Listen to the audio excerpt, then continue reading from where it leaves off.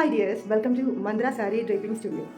ഇന്ന് നമുക്ക് heavy type silk sari എങ്ങനെ ഡ്രേപ്പ് ചെയ്തെടുക്കാമെന്ന് നോക്കാം. അതിൻ്റെ ട്രിക്സും ടിപ്സും ഒക്കെ ഞാനിതിൽ ഉൾപ്പെടുത്തുന്നുണ്ട്. ഞാൻ മുന്നേ ഈ ഒരു വീഡിയോ ചെയ്തിട്ടുണ്ടായിരുന്നു.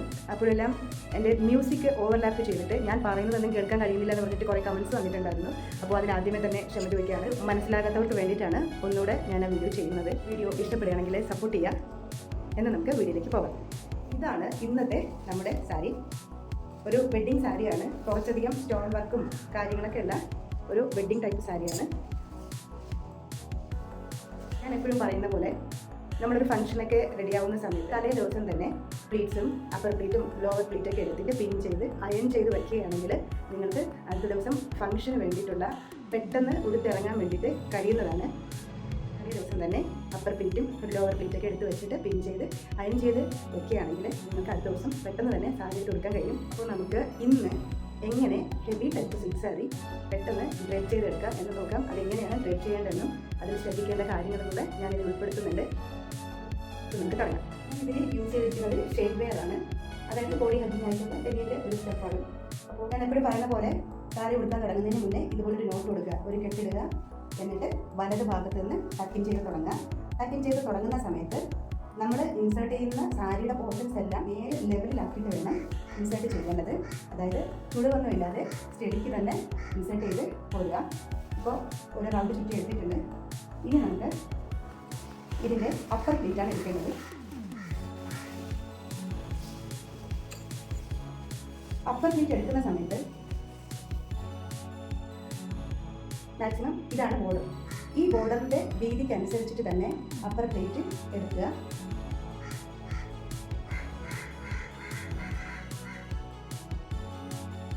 ഇങ്ങനെ ഒരുമിച്ച് പിടിച്ച് ജസ്റ്റ് ഒരു പ്ലേറ്റ് അറേഞ്ച് ചെയ്ത ശേഷം നമുക്ക് ഇവിടെ തുടക്കത്തിലൊരു പിൻ കൊടുക്കാം. ഇപ്പോൾ ഞാൻ ഇതിൻ്റെ ഇറക്കം, മുന്താണിയുടെ ഇറക്കം ഞാൻ സെറ്റ് ചെയ്തിട്ടുണ്ട്. ഏകദേശം മുട്ടിനും കാഫിനും ഇടയിലുള്ള പോർഷനിലാണ് മുന്താണിയുടെ ഇറക്കം ഞാൻ സെറ്റ് ചെയ്തിട്ടുള്ളത്. ഇനി നമുക്ക് ഇത് പിൻ ചെയ്തിപ്പോൾ ഞാൻ വെച്ചിട്ടുണ്ട്. ഇനി നമുക്കിതൊന്ന് അയൺ ചെയ്തെടുക്കാം. ഇതിപ്പോൾ ഞാൻ അയൺ ചെയ്ത് എടുത്ത മുന്താണിയാണ്. അത് ഇവിടെ ഫിക്സ് ചെയ്യുക. ഫിക്സ് ചെയ്ത ശേഷം ഈ മുന്താണി എപ്പോഴും ഈ രീതിയിൽ തന്നെ സ്ട്രെയിറ്റ് ആക്കിയിട്ട് നിർത്തിയിട്ട് വേണം ഇവിടെ പിൻ ചെയ്യേണ്ടത്. ഇനി അടുത്ത് നമുക്ക് ഫ്രണ്ട് അപ്പർ പ്ലേറ്റ് ഫിക്സ് ചെയ്ത് നോക്കാം. ഫിക്സ് ചെയ്യുമ്പോഴത്തേക്കും ഇതിൻ്റെ ഒരു പ്ലേറ്റ് മാറ്റിയിട്ട് ഇതിനകത്തായിട്ട് പിൻ കൊടുക്കുക. അപ്പോൾ നമുക്ക് പുറത്ത് പിന്നിൻ്റെ പാടുകളോ അതൊന്നും കാണത്തില്ല. ഇവിടെ നമ്മൾ ഫിക്സ് ചെയ്ത ശേഷം ഏകദേശം നമ്മുടെ ഈ പ്ലേറ്റ് ഇതുപോലെ അറേഞ്ച് ചെയ്ത് വച്ച ശേഷം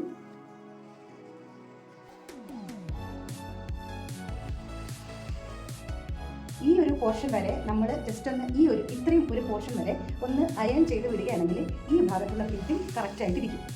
അയൺ ചെയ്യുന്ന സമയത്ത് ഇത്രയും പോർഷൻ ഒന്ന് അയൺ ചെയ്ത് വിടുകയാണെങ്കിൽ ഇവിടെ നിന്ന് ഇങ്ങനെ ഇത്രയും പോർഷൻ ഒന്ന് അയൺ ചെയ്ത് വിടുകയാണെങ്കിൽ ഈ പോർഷനും ഇവിടെ കറക്റ്റായിട്ട് ഫിക്സ് ആയിട്ടിരിക്കും. അത് കഴിഞ്ഞ ശേഷം നമുക്ക് അടുത്ത ലോവർ പ്ലേറ്റ് എങ്ങനെ എടുക്കാൻ നോക്കാം.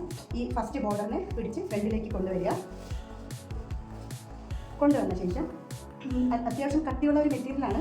അതുകൊണ്ട് തന്നെ നന്നായിട്ട് ടൈറ്റ് ചെയ്തിട്ട് വേണം ഓരോന്നും ചെയ്യേണ്ടത്. നമ്മളിപ്പോൾ ഫ്രണ്ട് പ്ലേറ്റ് എടുത്തതിന് ശേഷം ഇവിടെ നിന്ന് സൈഡ് പ്ലേറ്റ് എടുത്ത് ഒരുമിച്ച് കൊണ്ടുവന്നിട്ടുണ്ട്. എപ്പോഴും ഫ്രണ്ട് ഈ പ്ലേറ്റ് സൈഡ് പ്ലേറ്റ് എപ്പോഴും വലതുവശത്തേക്ക് ചേർത്ത് കുത്താൻ നോക്കുക.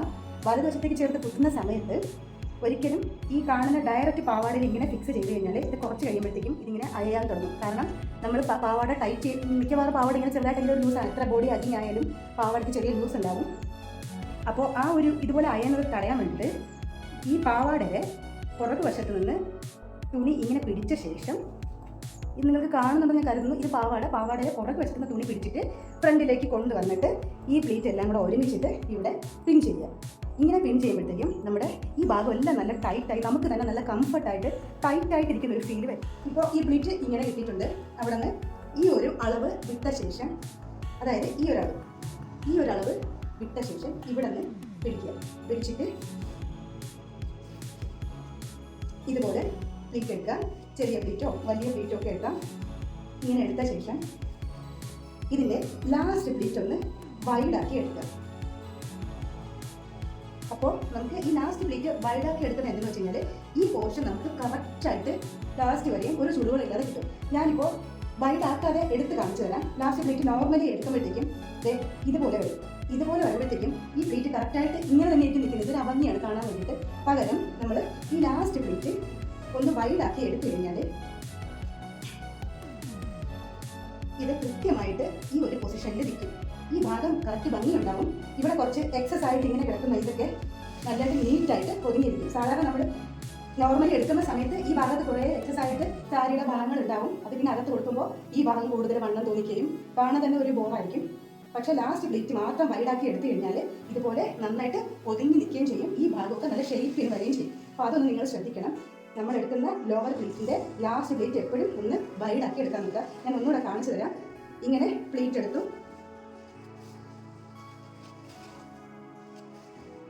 പ്ലേറ്റ് എടുത്ത ശേഷം ഇത്രയും ബാക്കിയുണ്ട്. ഇത് നമ്മൾ സാധാരണ പ്ലേറ്റ് എടുക്കുന്ന സമയത്ത് ഇതിങ്ങനെ പോകുമ്പോഴത്തേക്കിൻ്റെ ഇവിടെ നിന്ന് ഈ പ്ലേറ്റിൻ്റെ ഷേപ്പ് തന്നെ കോണിയിട്ടാണുള്ളത്. ഇതിങ്ങനെ വരാതിരിക്കാൻ വേണ്ടിയിട്ടാണ് ഈ ലാസ്റ്റ് പ്ലേറ്റ് വരുന്നത് ഒന്ന് വൈഡാക്കി എടുക്കുക. ഇപ്പോൾ നിങ്ങൾക്ക് ആ ഒരു വ്യത്യാസം മനസ്സിലായിട്ടുണ്ടാവുന്ന ഒന്നുകൂടെ ഒന്ന് അറേഞ്ച് ചെയ്യുക. നമ്മളെടുത്ത് ഈ പ്ലേറ്റ് ഒന്നുകൂടെ ഒന്ന് അറേഞ്ച് ചെയ്യുക. ഇത് അറേഞ്ച് ചെയ്യേണ്ട രീതി എന്ന് പറയുന്നത് ഒരു സ്റ്റെപ്പ് മോഡലിലായിരിക്കണം ഇത് അറേഞ്ച് ചെയ്തത്. ഓരോ പ്ലേറ്റും കുറച്ച് കുറച്ച് ഡിസ്റ്റൻസ് ഇട്ട് വേണം അറേഞ്ച് ചെയ്യേണ്ടത്. ഏകദേശം ഇതുപോലെ ഒന്ന് അറേഞ്ച് ചെയ്ത് എടുക്കുകയാണെങ്കിൽ ഫ്രണ്ടിൽ ഈ ലോവർ പ്ലേറ്റ് കാണാൻ നല്ല ഭംഗിയായിരിക്കും. ഈ ഒരു പൊസിഷനിൽ കിട്ടും. എന്നിട്ട് ഇവിടെ ഒരു പിൻ കൊടുക്കുക. ഒരു പിൻ കൊടുത്തു.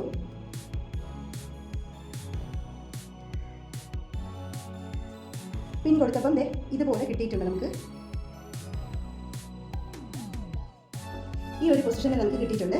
ഇനി ഇത് ബെല്ലി ബട്ടൻ്റെ നേർക്ക് വെച്ചിട്ട് നമുക്ക് ടക്കിങ് ചെയ്യാം. ബെല്ലി ബട്ടണിന് നേർക്ക് വെച്ചിട്ട് നമുക്ക് ടക്കിങ് ചെയ്യാം. ഇപ്പോൾ നമ്മൾ ബെല്ലി ബട്ടൻ്റെ നേർക്ക് വെച്ചിട്ട് ടക്കിങ് ചെയ്തു. അപ്പോൾ നമ്മൾ നേരത്തെ ഈ ഒരു സ്റ്റെപ്പ് മോഡലിൽ ഈ ഒരു പ്ലീറ്റ് അറേഞ്ച് ചെയ്തത് കൊണ്ട് ഇങ്ങനെ 1 by 1 ആയിട്ട് ഇങ്ങനെ മാറി മാറി ഒരു ഡിസ്റ്റൻസിൽ പ്ലീറ്റ് കിടക്കുന്നുണ്ട്. ഇത് ഫ്രണ്ട് പോർഷനിൽ കാണാൻ നല്ല ഭംഗിയായിരിക്കും. അതുപോലെ തന്നെ നമുക്ക് ചിലപ്പോൾ ഇത് ഒരുമിച്ച് വെച്ചിട്ട് പിൻ ചെയ്യാൻ കുറച്ച് കഷ്ടപ്പാടായിരിക്കും.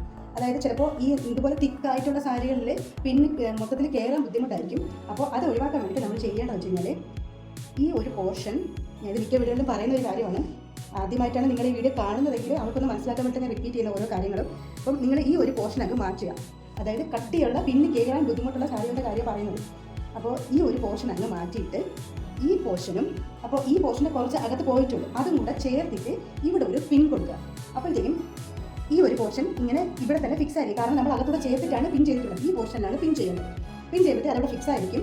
പിന്നെ ഈ പ്ലേറ്റുകൾ ഓരോന്നും നമ്മൾ ഉദ്ദേശിക്കുന്ന രീതിയിൽ ഇതുപോലെ സ്റ്റെപ്പ് ബൈ സ്റ്റെപ്പായിട്ട് കിട്ടാൻ വേണ്ടിയിട്ട് നമുക്ക് സെപ്പറേറ്റ് ഇതിങ്ങനെ തിരിച്ചിട്ട് നമുക്ക് ഇവിടെ ഒരു പിൻ കൊടുക്കാം. ഈ ഭാഗത്തായിട്ട് ഒരു പിന്നും കൂടെ കൊടുക്കാം.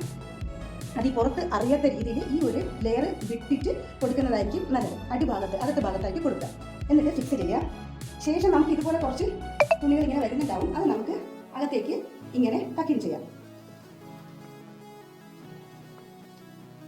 പണ്ടത്തെ രീതി അനുസരിച്ചിട്ടാണെങ്കിൽ നമ്മൾ ഇതുപോലെ ഇവിടെ ടക്കിങ് ചെയ്യുന്ന സമയത്ത് അതായത് ലാസ്റ്റ് പ്ലീറ്റ് ഞാൻ വലുതാക്കി എടുക്കാൻ പറഞ്ഞിട്ടുണ്ടായിരുന്നു. സാധാരണ നമ്മൾ വലുതാക്കി എടുക്കാൻ പറ്റാത്ത അവസരങ്ങളിൽ, അതായത് അങ്ങനെ ചെയ്യാതിരിക്കുന്ന ഭാഗത്തായിട്ട് കുറച്ച് തുണികൾ ഇങ്ങനെ എക്സസൈസ് ആയിട്ട് എടുക്കും. നമ്മൾ അത് ഇവിടെ ഫ്രണ്ടിൽ നിന്ന് പിടിച്ച് ബാക്കിൽ കൊണ്ടുപോയിട്ട് തിരികെ വെക്കും. ഇല്ലേ, അങ്ങനെയാണ് സാധാരണ എല്ലാവരും കൊടുക്കുന്നത്. പക്ഷേ ഈ പ്ലീറ്റ് ലാസ്റ്റ് പ്ലീറ്റ് ഒന്ന് വൈഡാക്കി എടുത്തു കഴിഞ്ഞാൽ അങ്ങനെ തിരികെ വെക്കേണ്ട ആവശ്യമൊന്നുമില്ല. ഈ ഭാഗമെല്ലാം നല്ല ഷേപ്പായിട്ടിരിക്കും. ഇപ്പോൾ നിങ്ങൾക്ക് നോക്കിയാൽ തന്നെ അറിയാം. ഇതൊന്ന് ശ്രദ്ധിച്ചാൽ അറിയാം. ഈ ഭാഗത്ത് നല്ല ഷേപ്പിൽ തന്നെ ഇപ്പോൾ കറക്റ്റായിട്ട് വേറെ ഒരിടത്തോട്ടും പോയിട്ടില്ല. എല്ലാം കറക്റ്റായിട്ട് തന്നെ വെച്ചിട്ടുണ്ട്. നമ്മൾ പുറകിലോട്ടൊന്നും തിരികിട്ടില്ല. എല്ലാം അതാത് സാധനങ്ങൾ തന്നെ ടക്കിങ് ചെയ്തിട്ടുമുണ്ട്. അതുപോലെ തന്നെ നമ്മൾ ഈ സൈഡ് പ്ലീറ്റ്, നമുക്കിവിടെ സൈഡ് മറയ്ക്കാൻ ആഗ്രഹിക്കുന്നവർ ഒരു കാരണവശാലും ഈ പ്ലീറ്റ് ഇങ്ങനെ പിടിച്ചിട്ട് ഇവിടെ കൊണ്ടുപോയിട്ട് ഇങ്ങനെ ഒരിക്കലും പിൻ ചെയ്യരുത്. ഇത് ഭയങ്കര ബോറാണ് കാണാൻ വേണ്ടിയിട്ട്. പകരം നമ്മൾ ഈ പ്ലീറ്റിനെ ഇങ്ങനെ തന്നെ നിർത്തിക്കൊണ്ട്, ഈ പൊസിഷനിൽ തന്നെ നിർത്തിക്കൊണ്ട് ഇവിടെ ഒരു പിൻ കൊടുക്കുക. ഈ ഭാഗത്തായിട്ടാണ് പിൻ കൊടുക്കേണ്ടത്. ഒരിക്കലും ഇതിങ്ങനെ വലിച്ച് കയറ്റി ഇങ്ങനെയൊന്നും പിൻ ചെയ്യരുത്. ഇവിടെ പിൻ കൊടുക്കുക. അതിനുശേഷം നമുക്ക് ഇതിൻ്റെ രണ്ടാമത്തെ പ്ലീറ്റിൻ്റെ ഈ ഭാഗത്തോ അല്ലെങ്കിൽ ഇത് മാറ്റിയിട്ട് ഇവിടെയോ ഒരു പിൻ കൊടുക്കാം. അപ്പോൾ നമുക്ക് കറക്റ്റായിട്ട് ഈ ഭാഗം മറഞ്ഞിരിക്കും.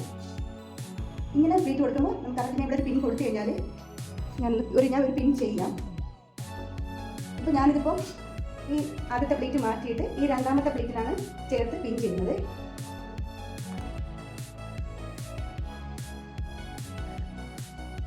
ഞാൻ രണ്ടാമത്തെ പ്ലീറ്റ് ചേർത്ത് പിൻ ചെയ്തു. എന്നിട്ട് ഈ ബോർഡർ പിടിച്ച് ഇങ്ങനെ വെക്കുക. ഇങ്ങനെ വെക്കുന്ന സമയത്ത് ശ്രദ്ധിച്ചാൽ അറിയാം, ഇവിടെ മറഞ്ഞു നിൽക്കുന്നുണ്ട്. ഇതൊന്ന് വലിച്ചാൽ വരത്തില്ല. ഇങ്ങനെ തന്നെ മറഞ്ഞു നിൽക്കുന്നുണ്ട്.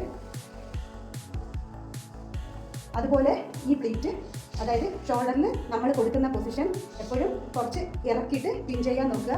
ബോർഡറിന് അതായത് മുന്താണി ഈ പൊസിഷനിൽ തന്നെ നിർത്തുക. ഷേപ്പിനനുസരിച്ചിട്ട് മുന്താണി ഇങ്ങനെ കയറ്റി പിൻ ചെയ്തൊന്നും ചെയ്യരുത്. എന്നിട്ട് ബോറായിട്ടുള്ള കാര്യം കാണാൻ തന്നെ ഒരു രസം ഉണ്ടാകില്ല. പകരം മുന്താണി എങ്ങനെയാണോ കിടക്കുന്നത്, മുന്താണി സ്ട്രെയിറ്റ് ആക്കി നിർത്തിയ ശേഷം ഇതിൻ്റെ പൊസിഷൻ ബ്ലൗസിൽ എവിടെയാണോ വരുന്നത് അവിടെ വെച്ചിട്ട് നമുക്കൊരു പിൻ ഇത് മാറ്റിയ ശേഷം ഫസ്റ്റ് ബോർഡർ മാറ്റിയ ശേഷം ഒരു പിൻ കൊടുക്കാം.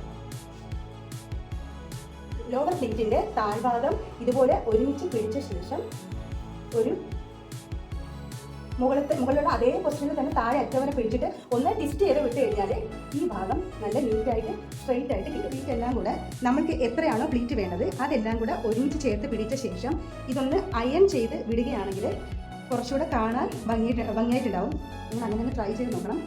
നമ്മൾ ഈ വണ്ണമുള്ളവർ പട്ടുസാരി സെലക്ട് ചെയ്യുന്ന സമയത്ത് സ്റ്റിഫായിട്ടുള്ള മാക്സിമം ഒഴിവാക്കാൻ നോക്കുക. അതായത് കുറച്ച് കട്ടി കൂടിയ മെറ്റീരിയൽ ഒഴിവാക്കിയിട്ട് കുറച്ച് സോഫ്റ്റ് സിൽക്ക് പോലത്തെ മെറ്റീരിയൽസ് സെലക്ട് ചെയ്യാൻ നോക്കുക.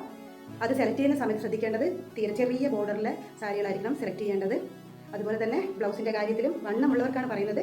ബ്ലൗസ് കുറച്ച് 3/4 ടൈപ്പോ എൽബോ ടൈപ്പോ ഉള്ള ബ്ലൗസുകൾ, കുറച്ച് വെട്ടി ഇറക്കിയിട്ടുള്ള കഴുത്തൊക്കെ ഉള്ള ബ്ലൗസുകൾ യൂസ് ചെയ്യാൻ ശ്രദ്ധിക്കുക. മെലിഞ്ഞവരാണെങ്കിൽ നല്ല ഹൈ ബോർഡർ, നല്ല വീതിയുള്ള ബോർഡറുള്ള പട്ടുസാരികൾ, കുറച്ച് സ്റ്റിഫായിട്ടുള്ള സാരികളൊക്കെ ആണെങ്കിൽ അവർക്ക് നന്നായിട്ട് ചേരും. അപ്പോൾ അതൊന്ന് ശ്രദ്ധിക്കുക. അണ്ടർസ്കേർട്ട് തിരഞ്ഞെടുക്കുന്ന സമയത്ത് മെലിഞ്ഞവർ അണ്ടർസ്കേർട്ട് സെലക്ട് ചെയ്യുമ്പോഴത്തേക്കും സാധാരണ നോർമൽ കോട്ടൻ്റെ 2 അണ്ടർസ്കേർട്ട് യൂസ് ചെയ്ത് അവരുടെ സൈസിനും ഇറക്കത്തിനും ഷേപ്പിനും അനുസരിച്ചുള്ള 2 അണ്ടർസ്കേർട്ട് യൂസ് ചെയ്യാൻ ശ്രദ്ധിക്കുക. അതുപോലെ വണ്ണമുള്ളവർ ഷേപ്പ് വെയർ പോലത്തെ അണ്ടർസ്കേർട്ടുകൾ മാർക്കറ്റിലും ഓൺലൈനിലൊക്കെ അവൈലബിൾ ആണ്. അപ്പോൾ അത് മേടിച്ച് യൂസ് ചെയ്യാൻ ശ്രദ്ധിക്കുക. അപ്പോൾ ഞാൻ ഇതിൻ്റെ കുറച്ച് ടിപ്സുകൾ, അതേ സാരി പൊക്കം കുറഞ്ഞവർക്കും പൊക്കം കൂടിയവർക്കും മെലിഞ്ഞവർക്കും വണ്ണമുള്ളവർക്കൊക്കെ ഉടുക്കുക, സാരി എങ്ങനെ സെലക്ട് ചെയ്യണം, സാരി എങ്ങനെ ഉടുക്കണം എന്നൊക്കെയുള്ള വീഡിയോസ് ഞാൻ ഇട്ടിട്ടുണ്ട്. ഞാൻ അതിൻ്റെയൊക്കെ ലിങ്ക് ഞാൻ ഡിസ്ക്രിപ്ഷനിൽ കൊടുത്തേക്കാം. പിന്നെ സാരി ഉടുക്കുമ്പോൾ ശ്രദ്ധിക്കേണ്ട ടിപ്സുകൾ ഇതെല്ലാം ഞാൻ കൊടുത്തിട്ടുണ്ട്. ഞാൻ ജസ്റ്റ് വളരെ കുറച്ച് കാര്യങ്ങൾ എന്നതിൽ പറഞ്ഞോളൂ. കാരണം ഇത് എല്ലാ വീഡിയോസിലും പറയുന്നതാണ്. കേൾക്കുന്നവർക്ക് സ്ഥിരമായിട്ട് കാണുന്നവരുടെ അവർക്ക് തന്നെ ഒരു വിരക്തിയായിരിക്കും. അതുകൊണ്ട് ഞാനിത് റിപ്പീറ്റ് ചെയ്യുന്നില്ല. എന്നാലും ഞാൻ കുറച്ച് പേർക്ക് വേണ്ടിയിട്ട് അത് റിപ്പീറ്റ് ചെയ്തിട്ടുണ്ട്.